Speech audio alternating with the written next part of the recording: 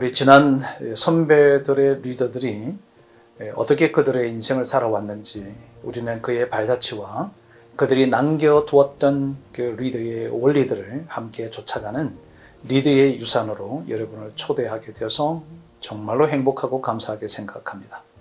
오늘은 그 선배 리더들이 남겼던 유산들 가운데 함께 고민해 보려고 하는 리더의 4.0이라고 하는 것을 함께 얘기해 보려고 합니다. 선배들이 남긴 것은 아니겠죠. 4.0은 미래 인재에 대한 이야기가 될 것입니다. 그러나 여러분, 4.0 리더는 1.0에서부터 3.0까지의 그 밑그림이 어떠한지를 우리가 이해하지 않고서는 4.0 리더라고 하는 것을 도출해내기가 어렵게 되겠습니다. 4.0 리더, 우리의 주요한 관심이 될 것으로 생각합니다. 그러면 4.0 리더라고 하는 이야기를 하기 전에 여러분에게 한번 질문을 드려보겠습니다. 20세기의 건물에서 19세기의 리더십으로 21세기의 사람들을 이끌고 있다. 놀라운 공동체죠. 어딜까요? 네, 교회입니다. 교회는 현재 20세기 건물을 지어서 있습니다.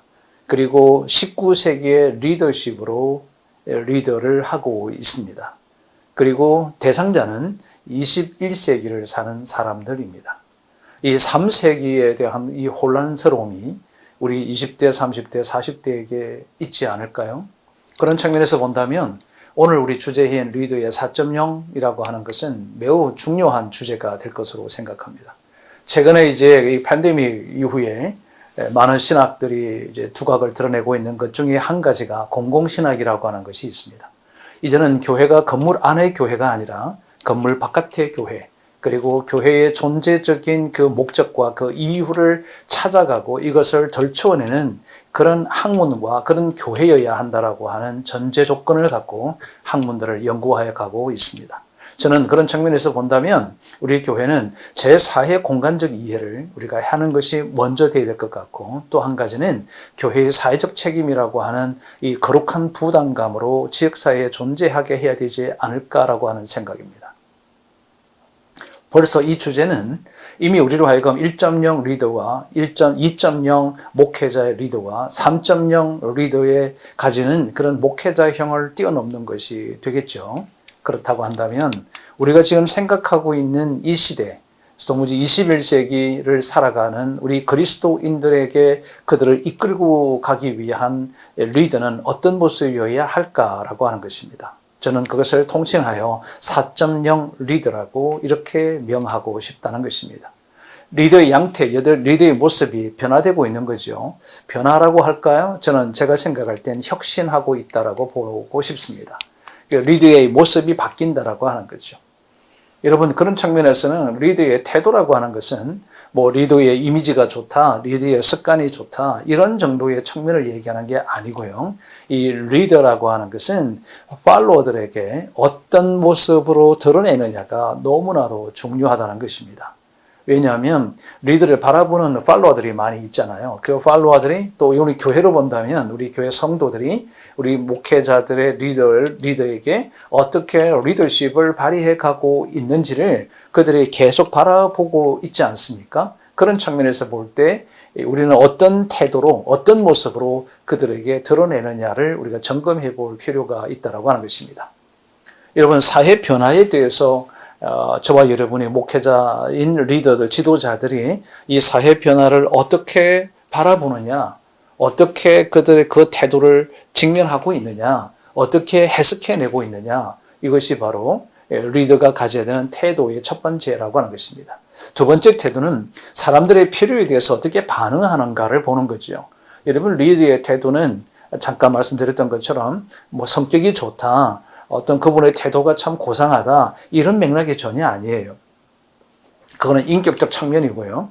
리더가 가져야 되는 태도라고 하는 것은 사람들의 필요에 대해서 어떻게 반응하느냐, 이것을 바라보는 것이라고 하는 것입니다.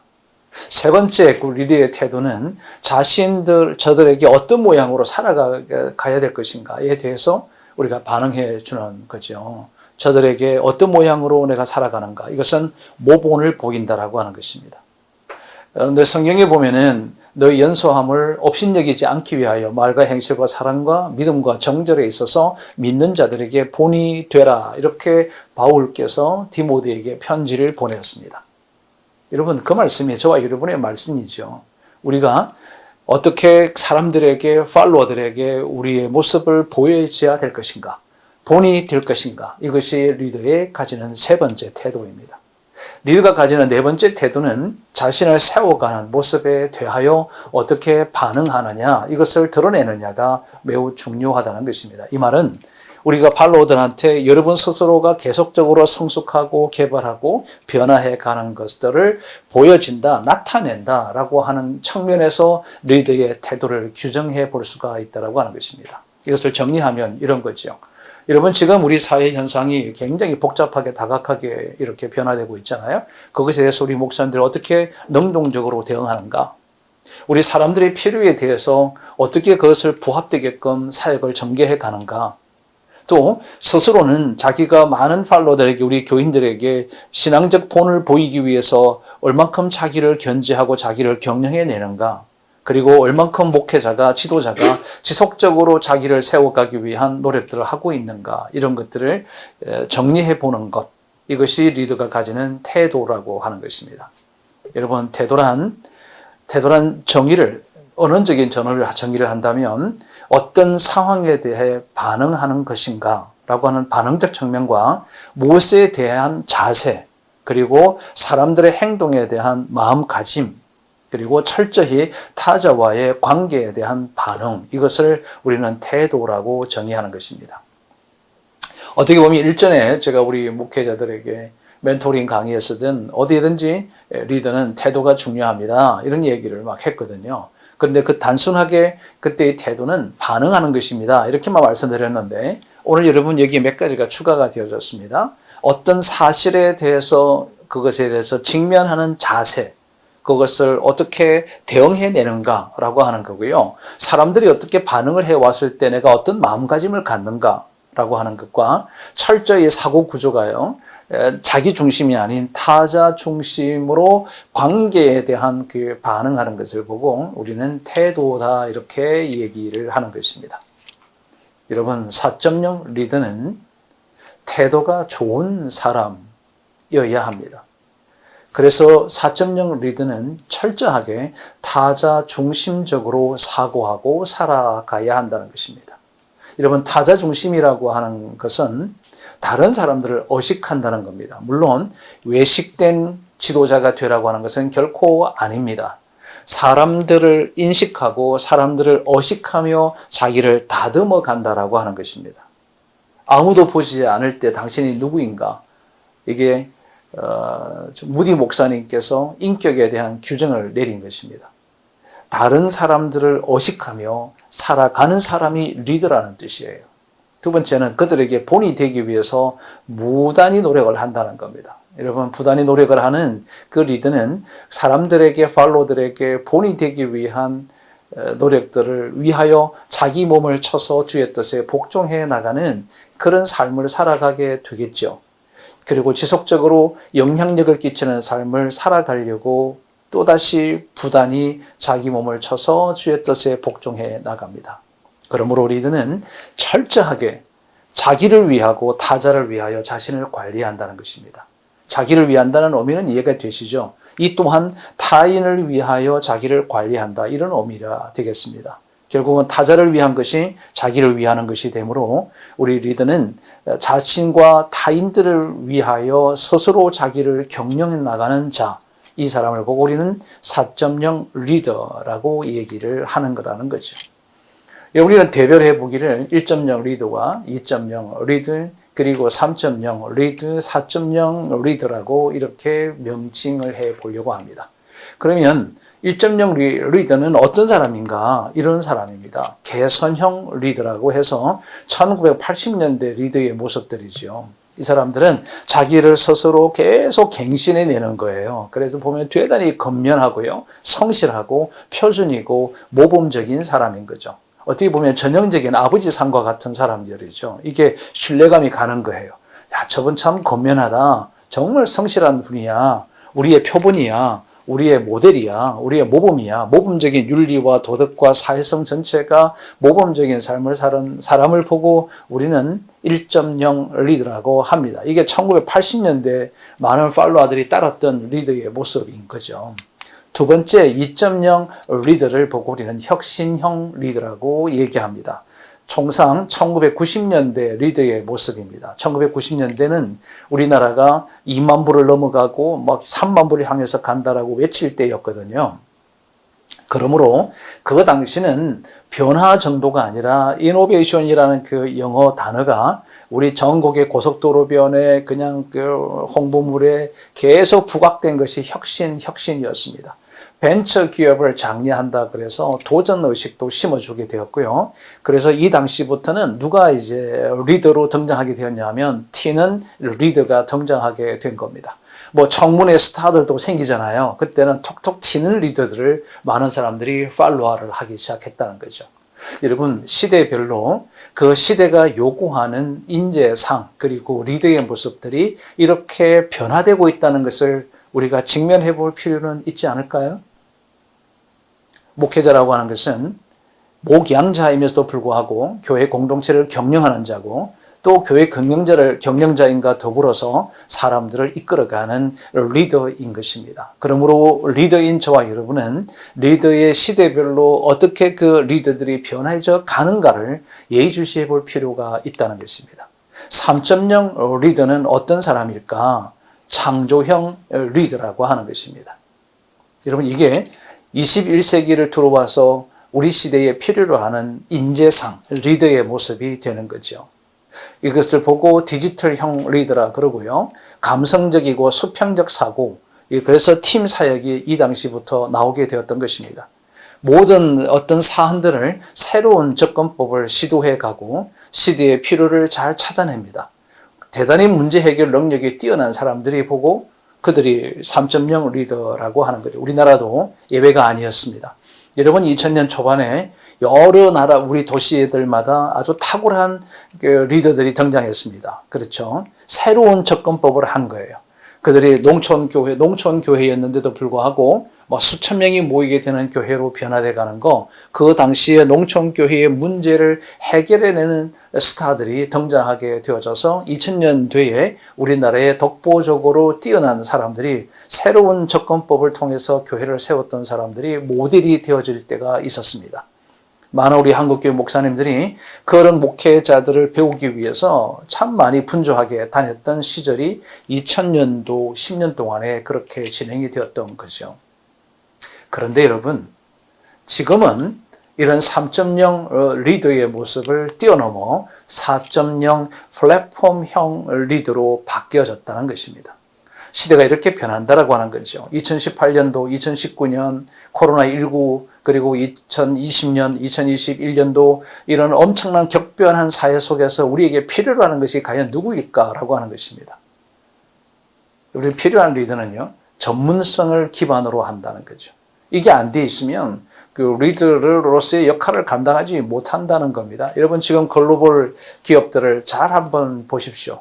우리나라의 글로벌 기업은 회사가 정말 잘 되어져서 회사가 어떤 아이템이 글로벌 컴퍼니로서 충분한 역량을 발휘하게 되어져서 글로벌이 되어져 있는 반면에 미국의 전 세계에 지금 글로벌 기업 중에서 영향을 주는 소수의 사람들을 면밀히 보시면요.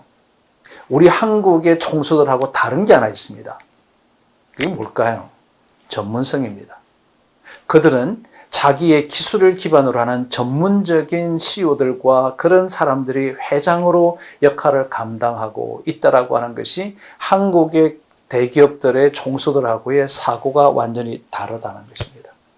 여러분 이거를 누구도 아무도 얘기하지 않더라고요. 그런데 여러분 오늘 제가 이 4.0 플랫폼형 리더라고 하는 것을 여러분께 소개해 드리면서 이것을 정확하게 인식할 수 있었으면 좋겠다라고 생각을 하는 겁니다. 여러분 전문성이 없이는 플랫폼형 리더로서 나아가기 어렵습니다. 우리나라에는 네이버라고 하는 것을 아시죠? 이 네이버라고 하는 기업이 지속적으로 성장하고 성숙해 가고 있습니다. 이 어려운 시기들 가운데도 매출 상위권 안에 들어가게 되고 작년보다 훨씬 높은 인지도를 높여가고 있습니다. 그 이유가 뭔지 아십니까? 거기에 기업 총수들은 전문가들입니다. 엔지니어 출신들입니다. 이 내부의 구성 요소에 대해서 정확하게 인식하고 있는 전문가가 기반으로 되어져 있다라고 하는 것입니다. 그런 측면에서 전 세계 글로벌 기업들의 CEO들을 한번 면밀히 한번 살펴보십시오. 100%가 다 전문가를 기반으로 한다는 것입니다. 목회는 어떨까요? 목회는 전문가일까요? 아니면 아마추어일까요? 여러분, 목회는 전문가입니다. 목회라는 독특성에서의 전문성을 기반으로 해야 한다는 거죠. 거기다가 다양성과 통전성을 겸비하는 것입니다. 그렇게 기술적인 플랫폼을 갖고 있음에도 불구하고 기업을 경영하고 세상을 읽어내고 사람의 필요를 공급해내고 이것을 다각화시키는 역량들을 가지고 있지 않습니까? 그리고 문제 발견 능력이 뛰어나다는 거예요. 여러분, 조금 전에 제가 뭘 말씀드렸냐면 3.0 리더에서는 문제 해결 능력을 얘기했고요. 4.0 리더에게는 문제 발견 능력이라고 말씀을 드렸습니다. 이게 차이가 있다는 것입니다. 과거는 약간은 관리적 리더십으로서 문제를 해결해내는 기술이 필요했는데 지금은 문제를 발견해내는 거예요. 이게 뭐냐면요, 문제점을 찾는다는 것입니다. 본인 스스로가 해결하는 것이 아니고요, 문제점을 찾아서 그 문제점을 해결할 수 있도록 팔로워들에게 동기를 부여한다라고 하는 것입니다. 그래서 이들은 지속적으로 탁월함을 추구해내고 있습니다. 여러분, 유지하는 것과 탁월함을 추구해내는 것과는 엄청난 차이가 있습니다. 이제 저는 우리 목회자들이 4.0 리더가 되셔야 된다고 저는 확신하고 있습니다. 그러므로 여러분 스스로가 나는 지금 이런 1, 2, 3, 4 이런 리더의 유형 가운데 내가 어디에 소속되어 있는지를 스스로 먼저 점검해 보십시오. 그리고 4.0 리더의 지표를 확인하십시오. 그 지표는 방금 말씀드렸던 것처럼 전문성 기반, 그리고 다양성과 통전성, 문제 발견 능력, 탁월함을 추구하는 것, 이것들이 지표가 되는 것입니다.